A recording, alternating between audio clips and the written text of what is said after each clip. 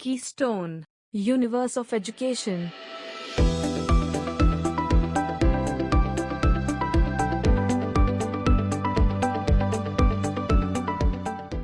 Hi students, so welcome back to once again a very beautiful chapter that we have already started, that is electrochemistry.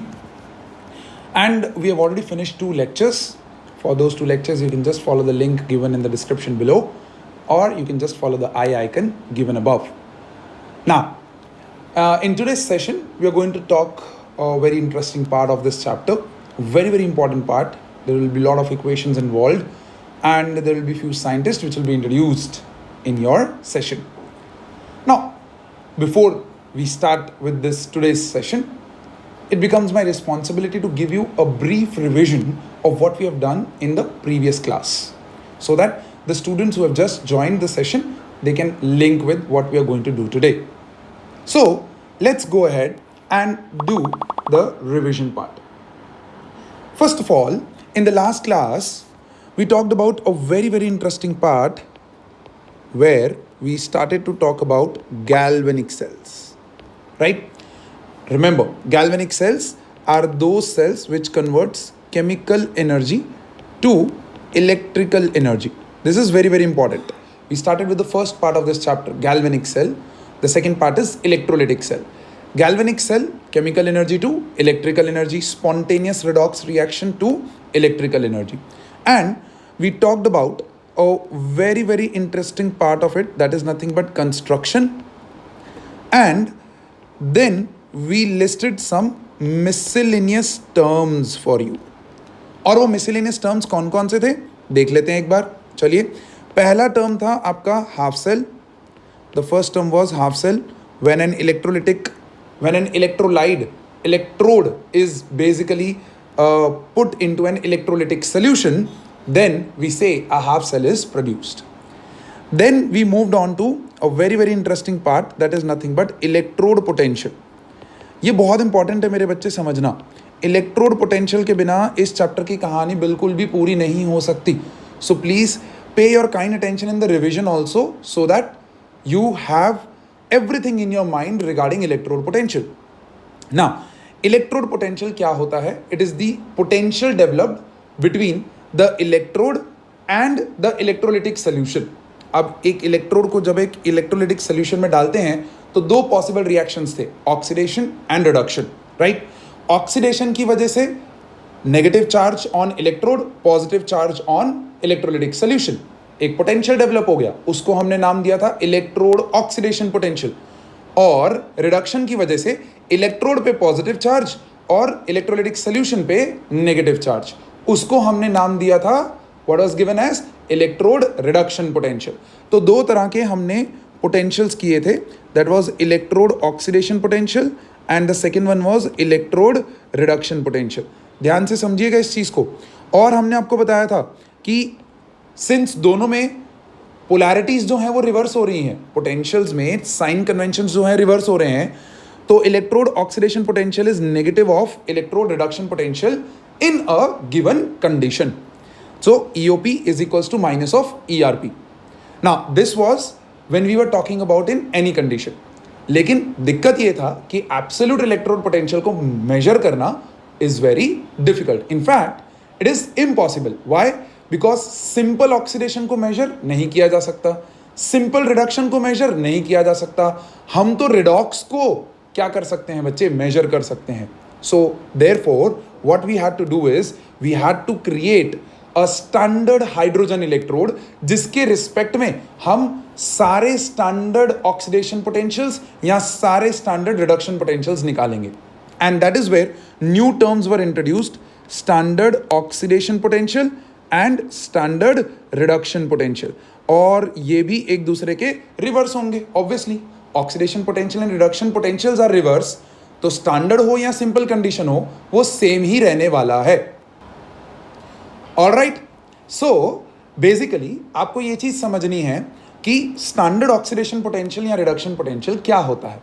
अब standard oxidation potential, standard word का मतलब भूलना नहीं, standard word का मतलब है temperature 25 degree Celsius.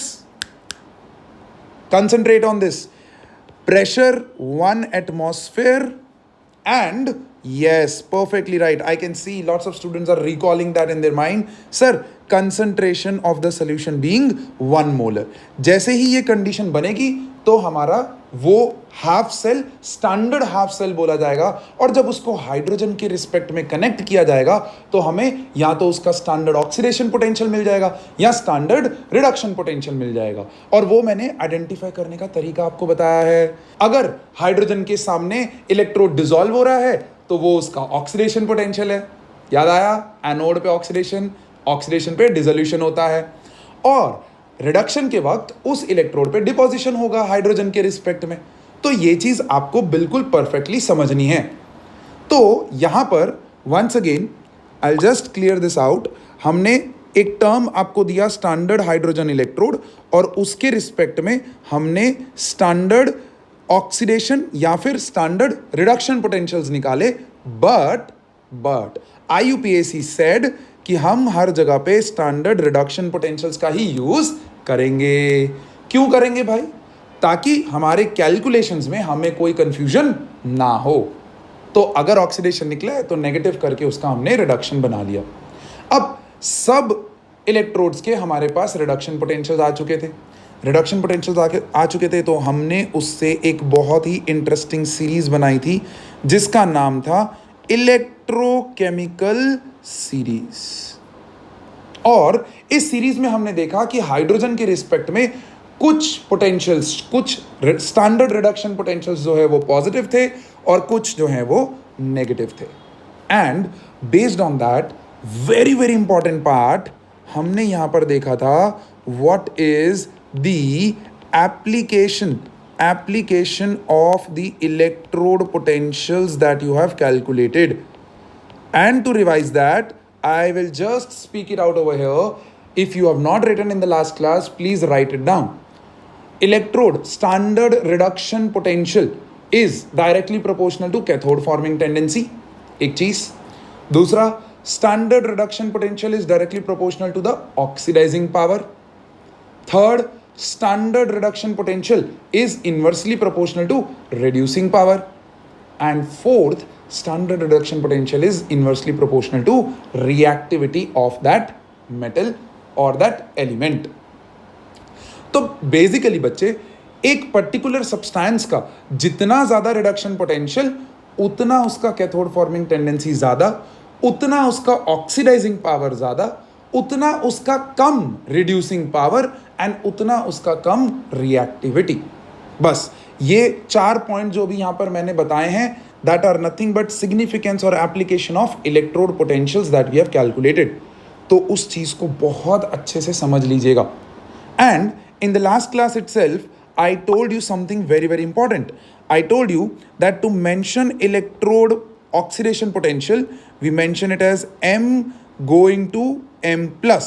Basically, अगर आपको चार्ज इंक्रीज होता हुआ दिख रहा है, अगर आपको चार्ज इंक्रीज होता हुआ दिख रहा है तो वो ऑक्सीडेशन पोटेंशियल की बात हो रही है, और अगर चार्ज डिक्रीज होता दिख रहा है यहाँ नीचे, तो समझ लो कि भाई वो किसकी बात कर रहा है, वो रिडक्शन पोटेंशियल की बात कर रहा है। So these are the 2 denotations. और इन डिनोशंस में हमने एक बहुत इंटरेस्टिंग बात बताई थी कि अगर इसके ऊपर ऐसे नॉट लग जाए तो वो स्टैंडर्ड पोटेंशियल हो जाता है। आज की क्लास इसी के ऊपर बेस्ड है। That's the reason I am taking at least 5 minutes for this revision, so that आपको इस क्लास से लिंक हो।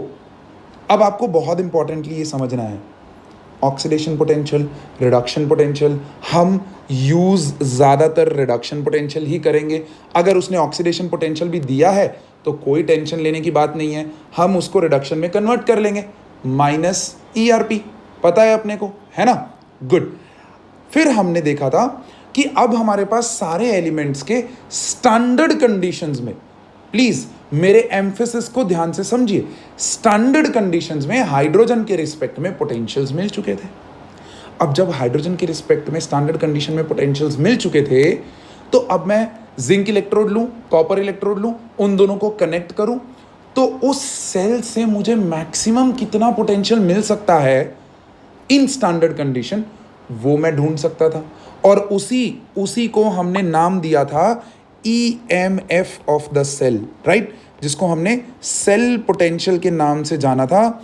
And remember this, that cell potential is nothing but the maximum work between the two electrodes that can be done when there is no current flowing.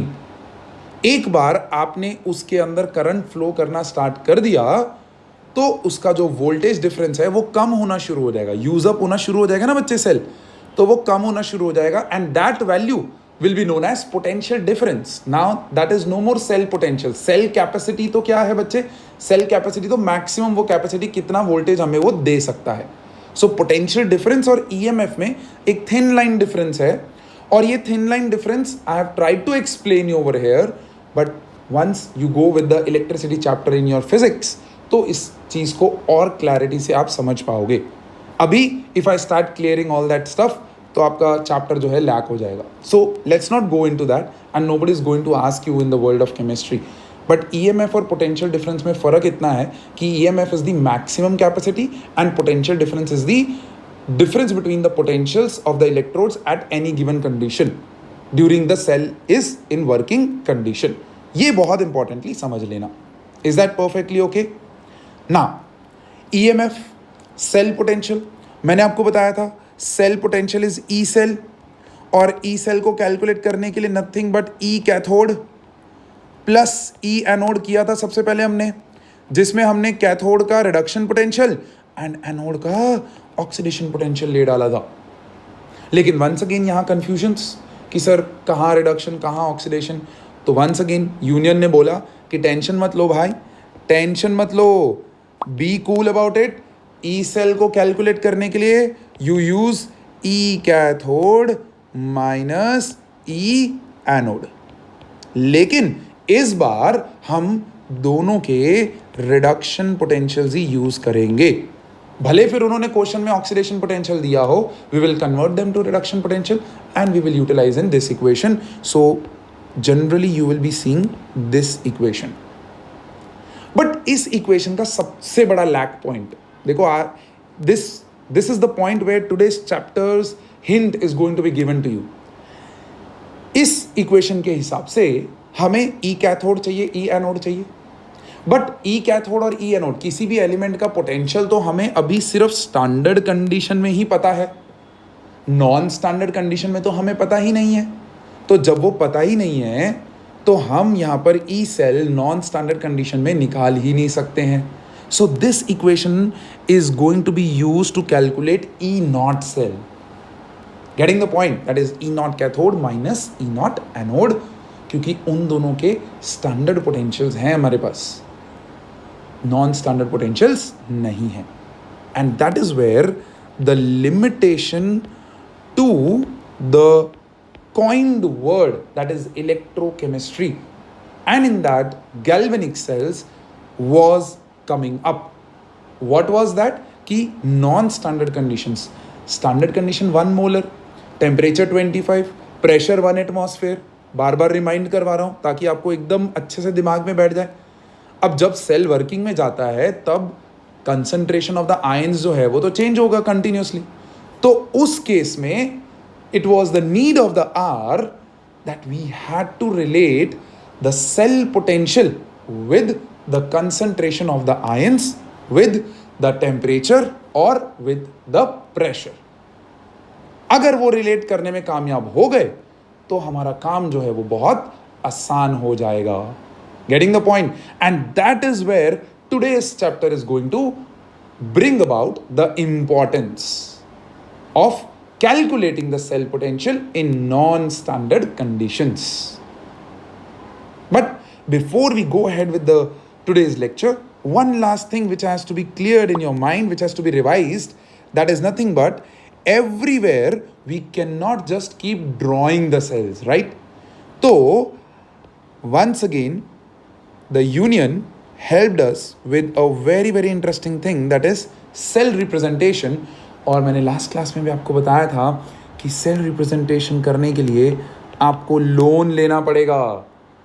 कौन सा loan?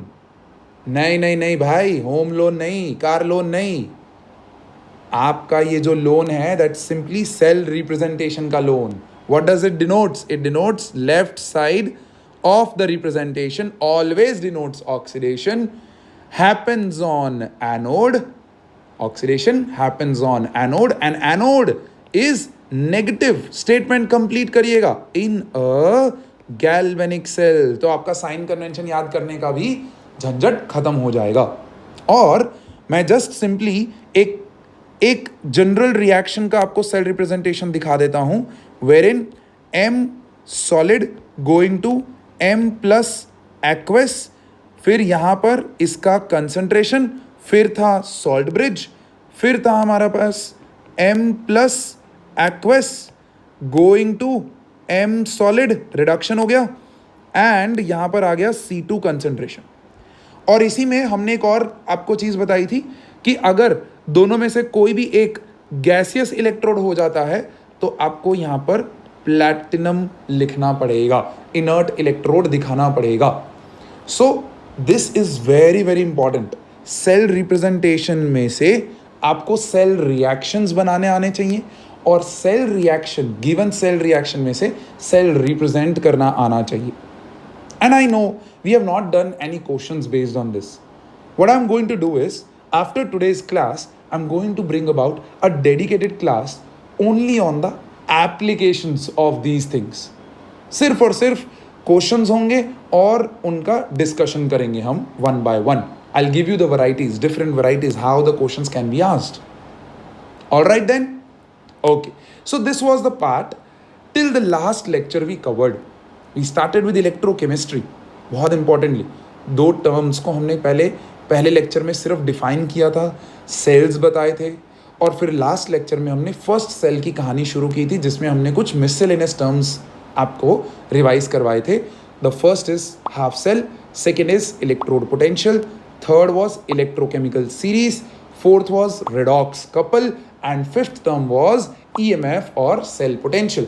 And then finally we knocked off that lecture with a very very interesting part, that is how to represent a cell in a single line without drawing a diagram, wherein this single line in the cell representation denotes the redox couple, this double line over here denotes salt bridge. Please do not forget, salt bridge आपके galvanic cell का बहुत important component है. इसका direct definition और function पूछा जाता है. So please make sure कि आप ये छोटी छोटी चीज़ें जो मैं इंपॉर्टेंट मार्क करवा रहा हूँ उसको इंपॉर्टेंट मार्क करते जाइए. So that will be all from the revision point of view. I know it has taken a little bit long to do the revision, but yes it is very very important so that the things keep getting recalled and things keep getting attached in your mind. Story को stitch भी तो करना है हमको, तो बस वही stitching में मैं आपको हेल्प कर रहा हूं. Now, let's go ahead with today's lecture, and today's lecture is going to be very very important. And what is that? That is nothing but, see this on your screen, thermodynamics of galvanic cells. तो आधे बच्चों की तो वैसे ही यहाँ पर फूट निकल गई होगी. क्यों? थर्मोडायनेमिक्स टर्म्स सुनते ही, है ना. ऑलरेडी क्लास 11th में बहुत डरावना चैप्टर रह चुका है ये. अब वापस से सर थर्मोडायनेमिक्स, तो येस मैं क्लास 11th में भी ये चीज़ बच्चों को बोलता हूँ. Thermodynamics is a chapter which is going to keep haunting you throughout your life. तो इसको अभी से ही अच्छे से बढ़िया से समझ लो, और अगर नहीं समझा है तो क्लास 11th की बुक उठाओ, वापस से बेसिक कॉन्सेप्ट्स को रिवाइज कर लो. यहाँ पर हम लोग सब कुछ रिकॉल नहीं करने वाले हैं थर्मोडायनामिक्स में से, लेकिन हम बहुत इंपॉर्टेंट इक्वेशंस को यहाँ पर हाईलाइट करने वाले हैं. So let's see what we are going to do in today's session. The first thing we are going to do is nothing but the relationship between cell potential and free energy. Yes, free energy याद आया, delta G, Gibbs free energy हमने किया हुआ है class 11th में. बस ये उसी फ्री एनर्जी के साथ हम सेल पोटेंशियल को रिलेट करेंगे, और क्यों रिलेट करना है वो भी हम जब ये पार्ट समझाएंगे तब आपको बताएंगे. So this will be the first part of the lecture today. Second part के अंदर हम पढ़ेंगे to understand the relationship between cell potential and equilibrium constant. अरे बाप रे सर, थर्मोडायनेमिक्स कम था कि इक्विलिब्रियम कांस्टेंट को भी आपने जिंदा कर दिया। So yes, this today's lecture is going to be a little tricky, but जब हम इसको कंक्लूड करेंगे टुवर्ड्स द एंड तो हम आपको बताएंगे कि क्या क्या चीज़ें आपको इसमें से इंपॉर्टेंटली याद रखनी है। Alright, then moving on to the third part, we are going to do very interesting thing, that is to calculate the cell potential under non-standard conditions. अब सर अभी अभी आपने बोला हम कैलकुलेट करेंगे, लेकिन हम डायरेक्टली वहां नहीं जा सकते मेरे बच्चे। We have to develop a story behind it कि कैसे हम नॉन स्टैंडर्ड कंडीशंस तक पहुंचे और क्यों जरूरत पड़ी नॉन स्टैंडर्ड कंडीशंस में कैलकुलेट करने की। Correct? And then finally we are going to conclude on a very beautiful thing, that is to use the cell potential and to calculate solution concentrations. Yes, अगर हम non standard condition में cell potential निकालने में समर्थ हो गए, if we are successful in doing that, then if we have the cell potential, volt meter से हम cell potential तो कैलकुलेट कर सकते हैं, तो हम गिवन पॉइंट ऑफ टाइम पे कंसंट्रेशन कैलकुलेट करने में भी सक्सेसफुल हो जाएंगे। So all these four things written right now on your screen, they are going to be discussed in today's class, and they are going to conclude the thermodynamics of galvanic cells. Is that perfectly okay? Once again, we are going to keep our concepts to the basic level. There is lots of depth behind all these topics. But once you go into your higher classes, there you will study them in even more deep. But यहाँ पर हम सिर्फ उसका base बनाएंगे आप लोगों के लिए, ताकि जब आप हायर क्लासेस में जाओ तो वहां पर आपको डिफिकल्टी ना हो। Perfect? Thumbs up? All right, great. चलो तो let's start and let's zoom in to the first relation, that is nothing but relationship between cell potential and free energy. अब कुछ तो आपको थोड़ा बहुत ध्यान में आ रहा होगा। Free energy is nothing but delta G. और फ्री एनर्जी होता क्या है? Free energy is nothing but work doing capacity of any system, है कि नहीं? Work doing capacity of any system, जितना फ्री एनर्जी है उतना वो काम करेगा। So to understand this, let's bring about that electrochemical cells. Once again, electrochemical cells are the cells which convert chemical energy to electrical energy. Perfect है? तो इससे ये बात तो सिद्ध हो गई है that total amount of energy produced by an electrochemical cell is the amount of energy available to do the electrical work. Perfect है? जितना फ्री एनर्जी उसके अंदर होगा वो उसको इलेक्ट्रिकल वर्क में कन्वर्ट कर देगा। और इलेक्ट्रिकल वर्क जो है वो किस पे डिपेंड करता है? It depends upon the cell potential, that is nothing but the difference between the potentials of the two electrodes that you have connected, and when you have connected them there will be a flow of electrons from one electrode to another. तो cell potential और total charge taken by the electrons अगर मैं multiply कर दूं तो मुझे work done मिल जाएगा, है कि नहीं?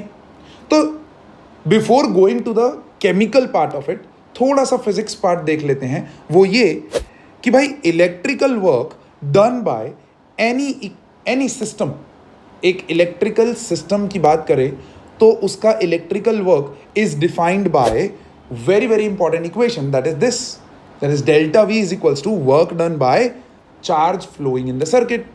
करेक्ट? तो इस इक्वेशन को मैं ऐसे लिख सकता हूं that electrical work done is nothing but delta V into Q. लिख सकता हूं ना मेरे बच्चे? Delta V into Q, where delta V is nothing but the cell potential difference, है ना?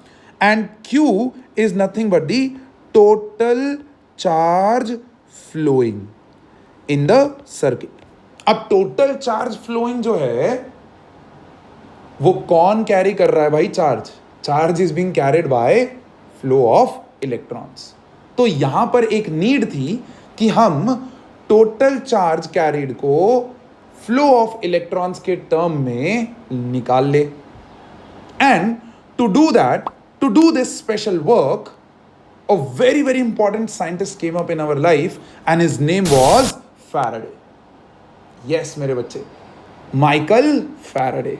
इलेक्ट्रिसिटी का नाम सुनते ही माइकल फैराडे तो क्लिक हो जाना चाहिए कि यार ये कहीं ना कहीं इन्वॉल्व तो होगा ही। And what he did that is very very important। क्या किया इन्होंने, चलो देखते हैं। चलिए then let's uncover this story that Faraday tried to explain us। क्या किया, सबसे पहले मैं यहाँ पर आपको डायग्राम के थ्रू एक्सप्लेन करने की कोशिश करता हूँ। यहाँ पर उन्होंने दो इलेक्ट्रोड्स लिए, एक एनोड दूसरा कैथोड, ऑब्वियसली सेल बना रहे हैं तो, और जब इन दोनों को कनेक्ट किया तो flow of electrons from anode to cathode start हो गया। अब what he tried to do actually, since electron is a microscopic particle, we know that, तो हम एक इलेक्ट्रॉन का चार्ज तो देख ही नहीं सकते हैं। हमारे पास है वो वैल्यू, लेकिन एक इलेक्ट्रॉन कितना चार्ज लेके जा रहा है वो कैलकुलेट करने बैठ गए तो यहाँ पर तो मिलियंस ऑफ इलेक्ट्रॉन्स फ्लो हो रहे हैं। तो बेसिकली फैराडे बोला कि हम एक इलेक्ट्रॉन पे फ्लो नहीं देखेंगे, हम 1 मोल ऑफ इलेक्ट्रॉन्स पे देखेंगे। Yes, 1 mole. एंड 1 मोल मतलब कितने इलेक्ट्रॉन्स? Na, Avogadro. दूसरा साइंटिस्ट आ गया, देख लो भाई, एवोगैड्रो भाई साहब यहाँ पर आ गए हैं। उन्होंने बताया कि भाई 1 मोल ऑफ एनीथिंग इज 6.022 × 10⁻23। अब वो entities electrons, protons, neutrons, atoms, molecules, कुछ भी हो सकता है। Getting the point? तो basically what Faraday gave us over here, he gave us a very very interesting quantity। obviously उन्होंने ढूंढी है तो उनके ही नाम पे होगा, and he gave the quantity, the unit as Faraday। And what is that Faraday?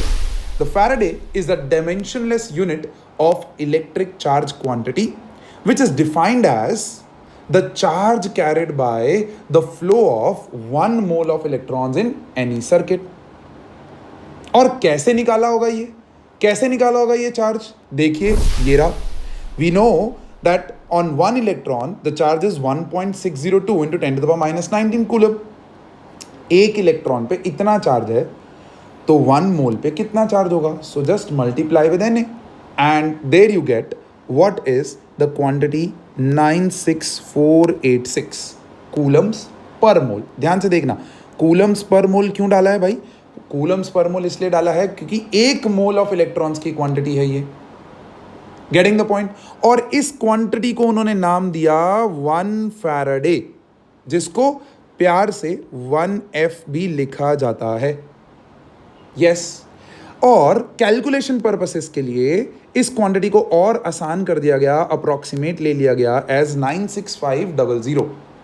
तो जनरली न्यूमेरिकल पर्पसेस में हम फैराडे की क्वांटिटी को यूज करेंगे 96500। But this was actually how many electrons flow? 1 mole. But circuit के अंदर तो कोई भी मोल ऑफ इलेक्ट्रॉन्स फ्लो हो रहे हो सकते हैं। तो 1 मोल से अगर इतना चार्ज है, सी सिंपल इक्वेशन, 1 मोल कैरीज 1F चार्ज, तो n मोल्स कितना कैरी करेंगे? NF charge. तो यही तो हमारा Q हो गया। इलेक्ट्रिकल वर्क जो अभी पीछे इक्वेशन बनाई थी उसके अंदर जो Q का कैलकुलेशन था, charge carried in a circuit, is nothing but NF। तो बस यहां से कहानी क्लियर होनी शुरू हुई that for n moles of electrons flowing, total charge carried will be equals to NF। Correct? तो यहां पर हमारे पास Q की क्वांटिटी आ गई थी, और डेल्टा V तो मेरा E सेल ही होता है ना? तो यहां से इलेक्ट्रिकल वर्क डन मुझे मिल जाएगा। And what is that? देखो, the maximum amount of work that can be produced by an electrochemical cell, W max, is equals to, अभी इक्वेशन देखा था इलेक्ट्रिकल वर्क का, W is equals to Q delta V, delta V is E cell and Q is NF। तो यहाँ पर W max का equation बन जाएगा that is NF into E cell but with a negative sign। ये negative sign क्यों है? ये नेगेटिव साइन इसलिए क्योंकि work is done by the system. और याद करो थर्मोडायनेमिक्स में when system does the work it is represented with a negative sign and that is why this negative sign comes up. Now thermodynamics ने हमको समझाया है कि maximum work doing capacity जो है वो एक्चुअली में सिस्टम का फ्री एनर्जी है, that is nothing but delta G. तो बस यहां से नेक्स्ट रिलेशन यही तो हम कर रहे थे, डेल्टा जी को ई सेल के साथ रिलेट करना था। हमने पहले डब्ल्यू मैक्स को निकाल लिया and W max is nothing but delta G. तो बस यहां से इक्वेशन आ गया delta G is equals to minus N F E cell. ये बहुत बहुत इंपॉर्टेंट इक्वेशन मेरे बच्चे, ये इक्वेशन को अच्छे से दिमाग में बिठा लो। डेरिवेशन शायद कोई आपको ना पूछे, लेकिन इस इक्वेशन का importance is very very high. इसी के बेसिस पे हम नॉन स्टैंडर्ड कंडीशंस के अंदर ई सेल ढूंढने वाले हैं। अब ध्यान से देखो, अभी तक तो हमारे पास ई सेल स्टैंडर्ड कंडीशन में ही है, तो यहां पर मैं इक्वेशन को लिख सकता हूं that E not cell, since I have E not cell only, is equals to delta G naught. So delta G is equals to minus N F E cell and delta G is equals to delta G naught is equals to minus N F E cell naught. ये दो equations आपके पास आ जाएंगी, ये standard conditions, ये non standard conditions. So these two equations are going to play very very important role. अब question ये उठता है कि सर ये डिराइव करने की क्या जरूरत थी? What was the need of deriving this? Why we need to relate delta G with E cell? तो चलिए उसका एप्लीकेशन बताते हैं that why this equation was developed. चलो, डेल्टा जी को E cell से रिलेट करने के लिए पहला application is that it gives you the spontaneity of the cell reaction. Of course, yes, sir, delta G हमको एक सिस्टम का feasibility बताता है ना? और कैसे बताता था याद करो कि delta G if it is lesser than zero, मतलब अगर वो नेगेटिव है तो सिस्टम फिजिबल है, मतलब वो स्पॉन्टेनियस है, वो अपने आप ही हो जाएगा।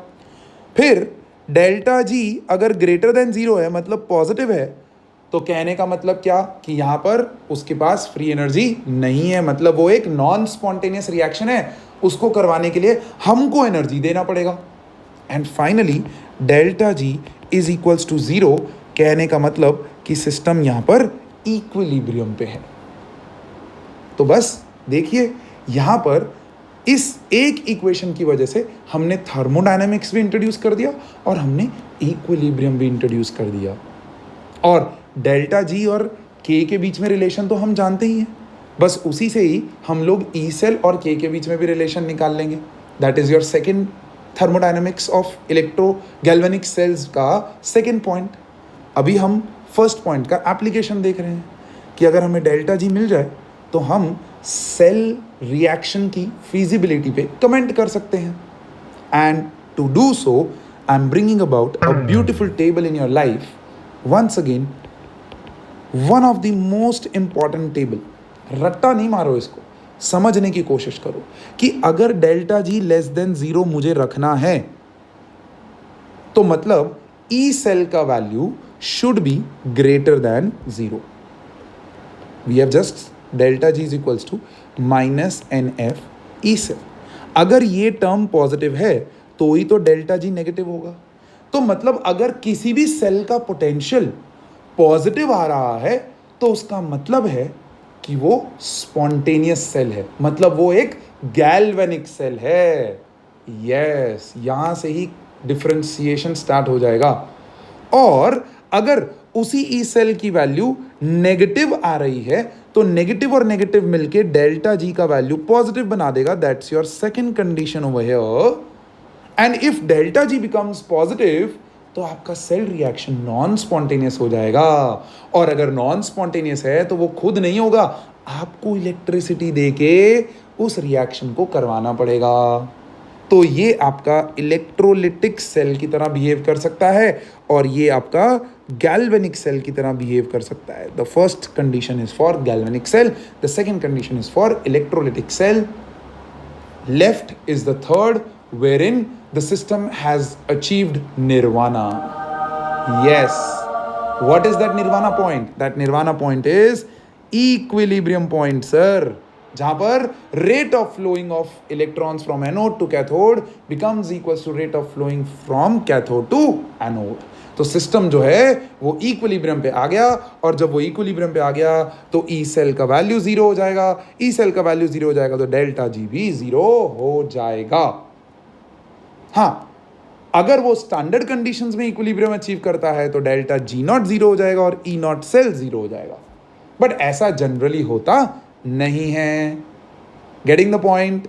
All right. So this table over here, let me just give you a clear screen review so that clear screen view so that you can just note down this, take a screenshot of this and remember it in your mind. Perfect है? This is very very important. Clear?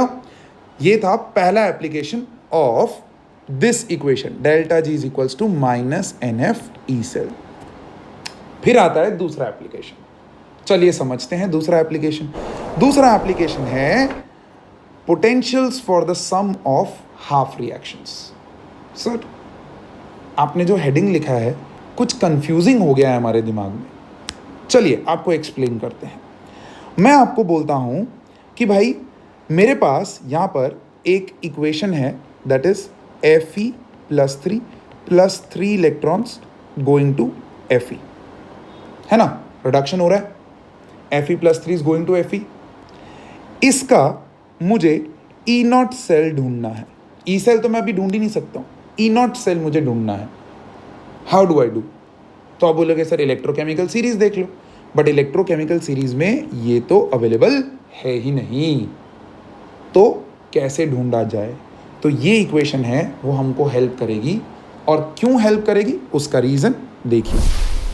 Although we know that EMF series provides us the reduction potentials of several half reactions, but there are certain half reactions जिनका हमारे पास क्या नहीं है, potential नहीं है.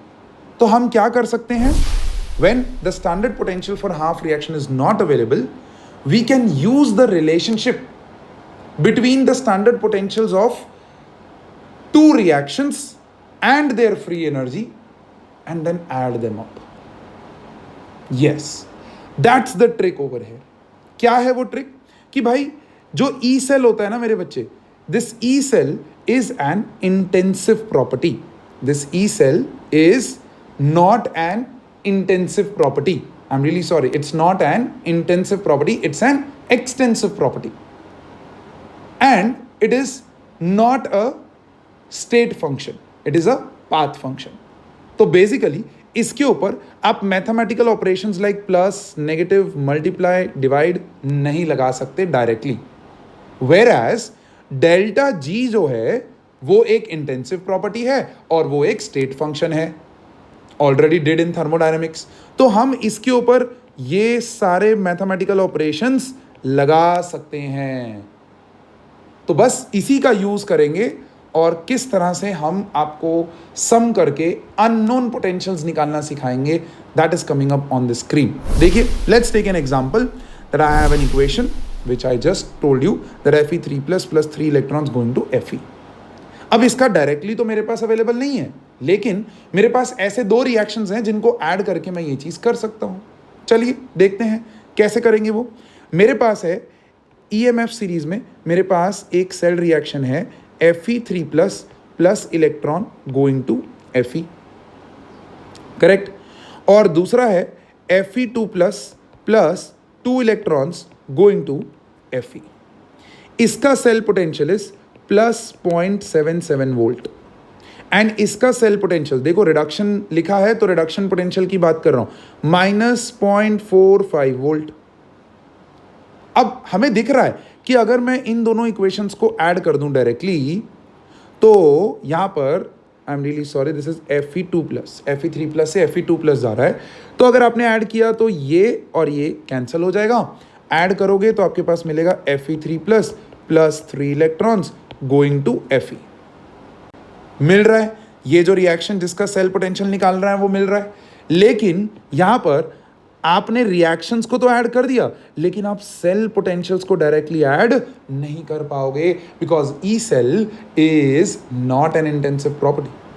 So you cannot apply these mathematical operations, general mathematical operations. So what you will do is you will calculate delta G for this reaction.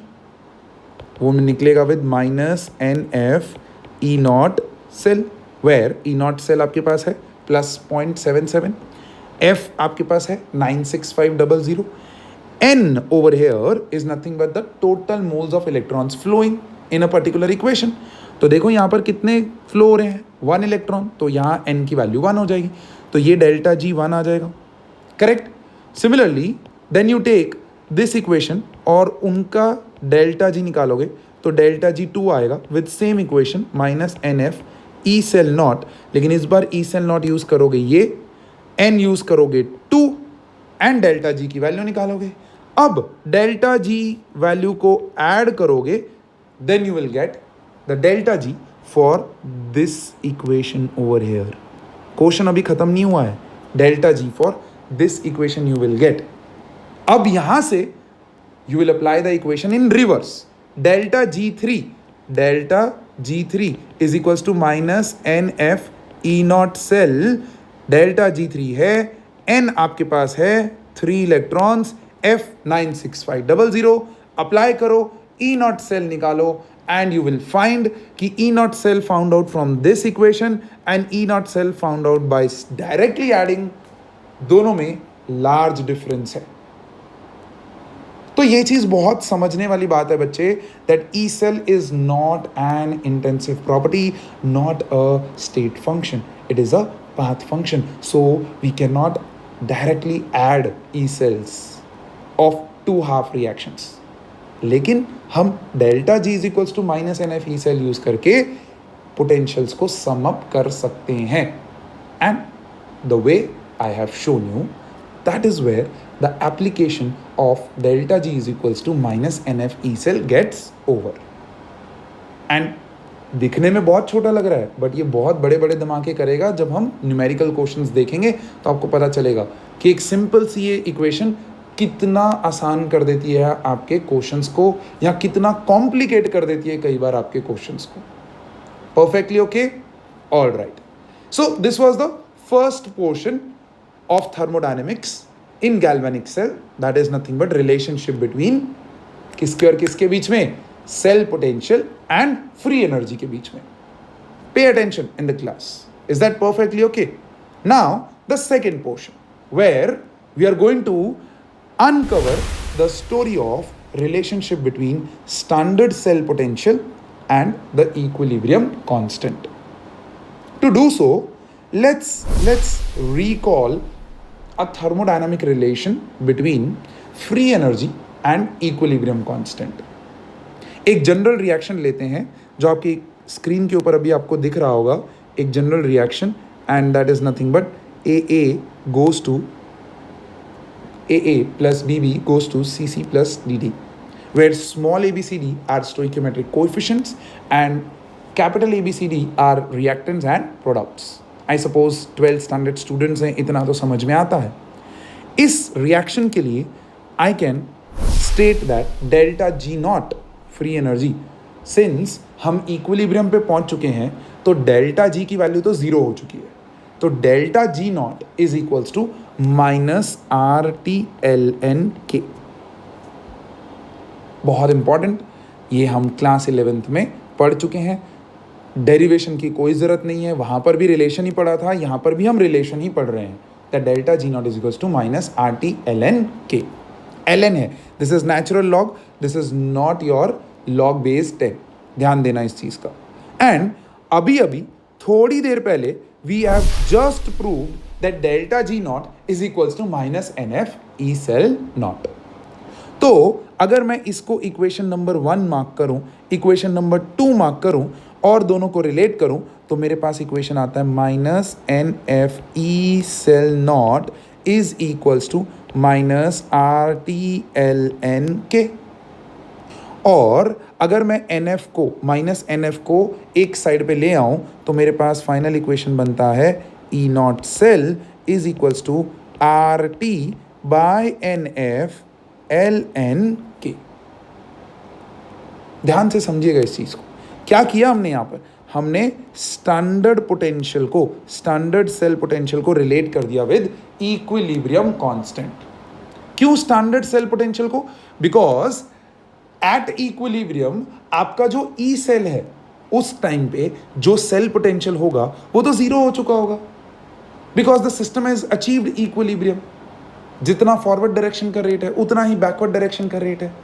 तो जब वो दोनों रेट इक्वल हैं तो आपका सेल पोटेंशियल जो है वो मैक्सिमम काम कर चुका है, तो जीरो हो चुका है वो।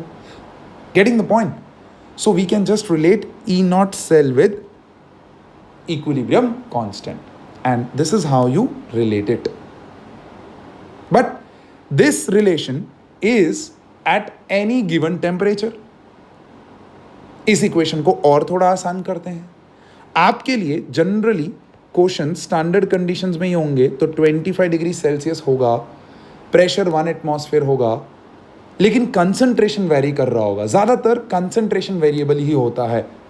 तो अगर मैं 25 डिग्री सेल्सियस को केल्विन में कन्वर्ट करूं तो 298 केल्विन, और उसको अगर मैं यहाँ इनपुट करूं तो R इज गैस कांस्टेंट जिसका value is 8.314, T is 298 and F is also a constant that is 96500, और ये ln को log बेस 10 में कन्वर्ट करूं तो मेरे पास इक्वेशन बनेगा E not cell is equals to 2.303 into 8.314 into 298 divided by n into 96500 log of k. Screen थोड़ा छोटा पड़ रहा है, हम इसको थोड़ा सा क्लियर करते हैं और आपको बढ़िया से फाइनल इक्वेशन यहाँ पर बना के देते हैं, and that final equation over here will become something like this. यहाँ पर देखिएगा, हमने टेम्परेचर को भी कांस्टेंट कर दिया, हमने क्या कर दिया मेरे बच्चे यहाँ पर, ln को भी कन्वर्ट कर दिया इनटू व्हाट, लॉग। तो ई नॉट सेल का वैल्यू आ जाएगा 0.0591 divided by n log of k। Perfect है। तो ये फाइनल इक्वेशन यहाँ पर बन जाएगा, and this is how E not cell will be related to equilibrium constant. अब अगर आप यहाँ पर देख पा रहे हैं कि अगर इक्विलिब्रियम कांस्टेंट का वैल्यू बढ़ा तो ई नॉट सेल बढ़ेगा, या vice versa, E not cell बढ़ा तो इक्विलिब्रियम कांस्टेंट बढ़ेगा, and that is what is the note I am giving you. This means that large the equilibrium constant corresponds to the large value of E naught cell and vice versa. And अभी तक जो हमने किया है उसका एक love triangle बना देते हैं आपके लिए, ताकि आपको एकदम आसानी से याद रहे। और वो लव ट्रायंगल है ये, देखो किसके किसके बीच में, delta G not, E not cell and K के बीच में। Just try to read down this triangle, इस ट्राइंगुलर लव स्टोरी को समझने की कोशिश करिए, and if you have any doubts that will be cleared with the flow of the lecture. So now here we have completed the 2 parts of thermodynamics. Story built up हो चुका है। अब हमको एक बहुत इंपॉर्टेंट पार्ट करना है, जब हम नॉन स्टैंडर्ड कंडीशंस में सेल पोटेंशियल्स को निकालना शुरू करेंगे। So till here we have finished 2 portions of thermodynamics of galvanic cell, जिसमें पहले पोर्शन में delta G is equals to minus NFE cell बताया हमने, और दूसरे पोर्शन में हमने स्टैंडर्ड सेल पोटेंशियल को रिलेट किया with equilibrium constant. In the coming lecture, we are going to do the rest of the 2 parts of thermodynamics of galvanic cells. Till then, take this as a cliffhanger. Wait for me to come back. Bye-bye. Take care.